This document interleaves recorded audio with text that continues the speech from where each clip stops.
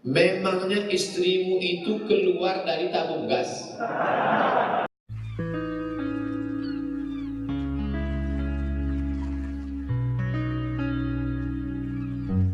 Bagaimana hukum melakukan post wedding, pra wedding, sebelum post wedding sesudah nikah, pra wedding sebelum nikah?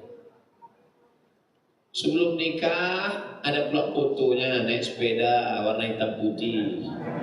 Setelah nikah naik mobil sudah berwarna, baru dibuat pra post, before after. Sepedanya minjam, mobilnya kredit. Semuanya pencitraan supaya ditengok orang. Apa arti ini semua? Ustaz, untuk kenang-kenangan anak cucu kami, oke, tak masalah. Tapi foto prawet, pegangannya macam udah nikah 3 tahun. Itu tidak mahrammu, saudaraku. Jangan lagi kita tanya kalau kita pergi nengok pesta nikah orang. Cukup rukun dan syarat. Ada wali, ada saksi adil 2 orang, ada mahar, ada ijab, ada qabul, ada mempelai laki-laki. Cukup. Ditanya pula tambah-tambah, keyboardnya mana? Foto prawetnya mana? Ja'al Islamu gharibun, bada'al Islamu gharibun. Islam ini dulu datang pertama kali aneh. Fasawfa yakunu ghariban, nanti di akhir zaman akan dianggap aneh. Fatuba lil ghuraba, bahagialah orang-orang yang aneh. Hari sekarang kalau ada anak lajang tidak pacaran, aneh. Kamu sudah pacaran? Enggak pacaran. Hari gini enggak punya pacar, apa kata dunia? Ini acara apa? Nikah. Keyboardnya mana? Kalau nggak ada keyboard berarti acara takziah ini. Foto prawetnya mana?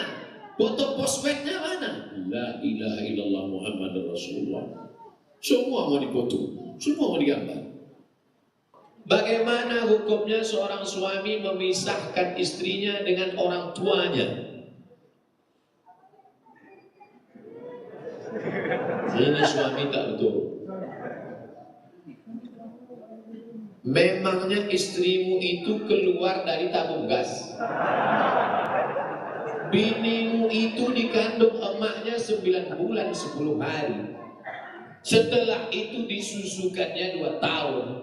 Meregang nyawa mertuamu itu melahirkan istrimu. Setelah dia gadis, setelah dia kuliah, setelah dia jadi perawat, setelah dia jadi bidan, setelah dia cantik gadis, barulah jumpa dengan engkau. Itu pun ditangkapkan hansip. Sekarang setelah menikah dengan engkau, lalu kau katakan, hai istriku, surgamu di bawah tapak kaki.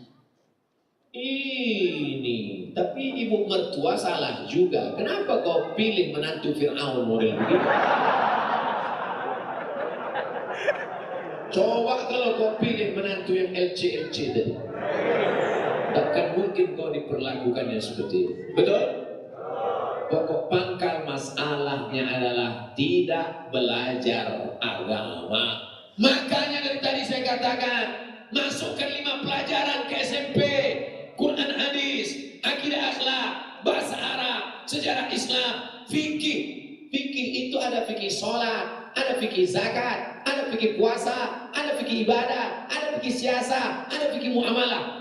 Kelas 3 pesantren pasti belajar fikih munakahat. Tanggung jawab suami istri.